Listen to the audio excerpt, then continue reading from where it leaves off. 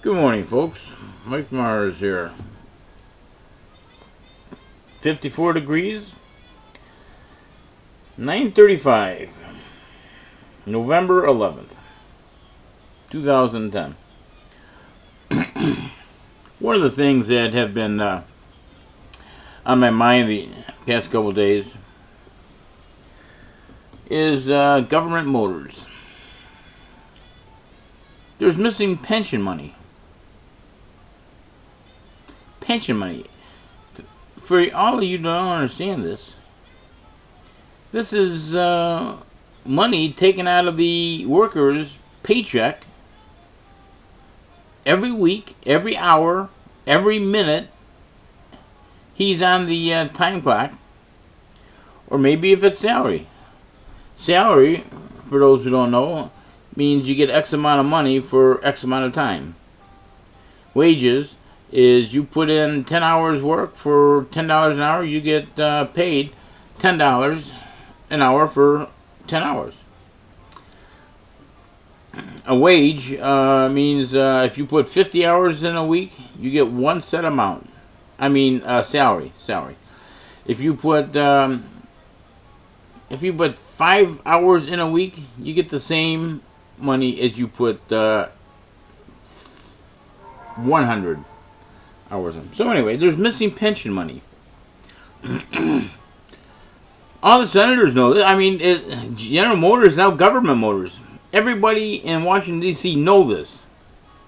Where is the FBI? Where is the FBI? The same people who took the money are still in charge of General Motors, and now they're going public. They belong in jail, not going public. See, this is accountability. They're all crooks. All the new Tea Party, new Republicans, new Democrats who got in there, they're all singing the same rotten, crooked story. So anyway, let me go a little further. China has General Motors, government motor manufacturing plants in it. Government motors are selling Buick LaCrosse cars in China. They're building them in China. They're manufacturing them in China. They're selling them to China. Chinese people. So, is there benefits? Is there pensions? Are there insurance to these workers? Is one question. And what happens if pension money goes missing? What will the Chinese government do? Will it be okay if they get a piece of the action? Or will they throw them in jail or shoot them? That's what I want to know, ladies and gentlemen. Why is it so difficult to understand this? Martha Stewart, I like Martha Stewart. She went to jail, or she had all her legal stuff because she did what you and I would any other American red-blooded person do. Probably. She's no criminal. And here the government allows all this stuff, is a part of all this crap. It just pisses me off. China lashes out at, I'm looking at the Drudge Report here, lashes Fed pumping as global risk. Well, let me tell you, we all know kind of that China is buying treasury bonds which support this way of life. So Obama can spend whatever he wants, and the Congress can, as long as somebody is buying these 30-year bonds. Well, the QE2 last week, it destabilized, it added more destabilization to the dollar, the currency markets.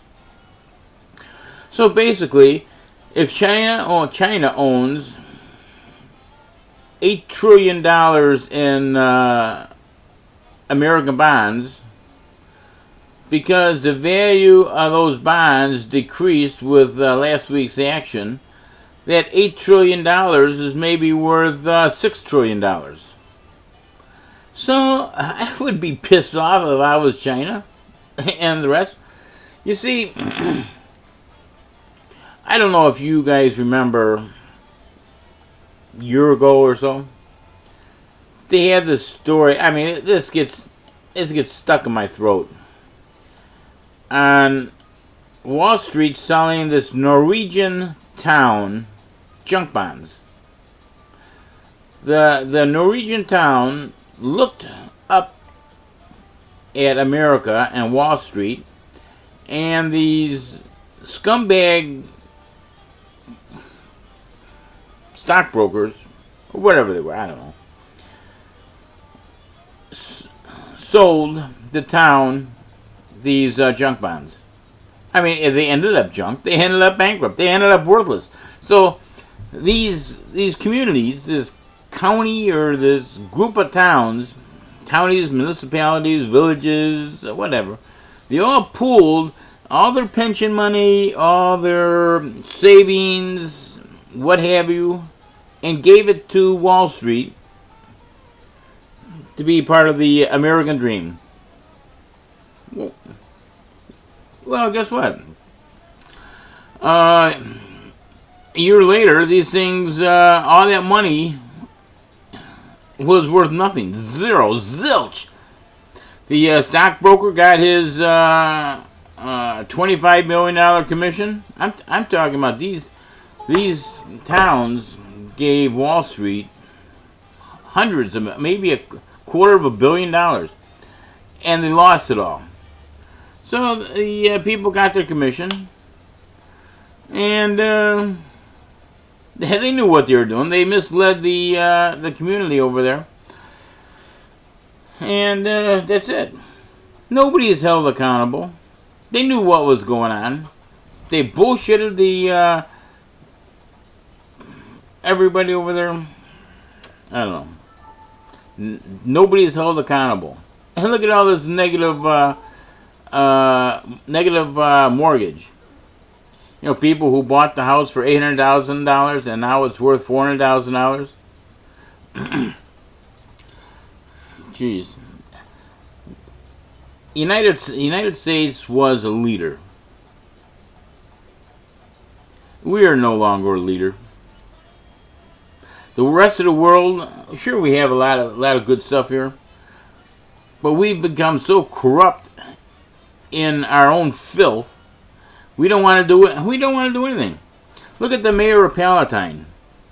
She was involved in it's on the internet. It's public knowledge. When she was secretary, as a mayor, she was part-time secretary to this SALF company. That company, it's a long story. But anyway, that company got a couple $1 million of federal money, and it's not accountable. They don't know where it went. Nobody knows where it went. Missing in action. So the mayor of Palatine is involved in missing federal money. And she made political contributions to the Attorney General of Illinois, Lisa Madigan. All you got to do is give her $50, and she'll twist the law for you. $50. And if you want the law twisted more, maybe $100. That's better than a cheap whore. But anyway, the treasurer of this company, I think it's on the internet. You correct my errors. He was treasurer of the Homeland Security. No, he was treasurer of this company where Mullins was the secretary, and he was also employed in the Homeland Security Department. He's the one that issued the check, and he don't know where it is. How? You know what? It's in a offshore bank. Palatine has more. Palatine elected officials have more offshore bank accounts than you could shake a fist at. Why does elected council member need an offshore bank account? One of them had 8 of them. Well, he sold his house and moved out of town before anybody could. Maybe I was making him a little nervous. But anyway, yeah, the feds need some money. Go to Rita's house and find out where that $3 million is. I'll bet you she has taken some money from this stimulation. You know how there's you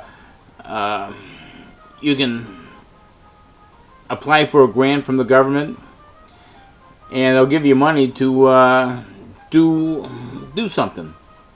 I'll bet you she took some money that way too. But anyway, this is my crawl. The past couple days, I'll get over it. But you know what? Until we take care of these things, this is nonstop. Everybody wants a piece of this action, and it's not right. It is not right as a human being. It's not right as a neighbor. It's not right as an elected official. It's not right in Christian. It is not right in Muslim. It is not right in Buddha, Hindu. And then all these people go to church every single week and get their souls blessed. They put $5 in the offering, and Jesus forgives them. Every week the preacher says, Jesus forgives you, God forgives you. You know, apparently somebody ought to tell these people about karma. You know, karma may not happen. What goes around comes around. That's karma. It may not happen tomorrow or the next day, but eventually it's going to catch up with you. And so then if you believe in reincarnation, so you were such a rotten person and enjoyed being a rotten person, when your soul is rebirthed the next time around, or takes a human form, or whatever form, all the pain is going to go through. Why don't you have a little compassion on the progression of your soul or something? You know what I mean? So anyway, it's 13 minutes. That's it. Hey, Jason, what do you want? All right, talk to you, bud.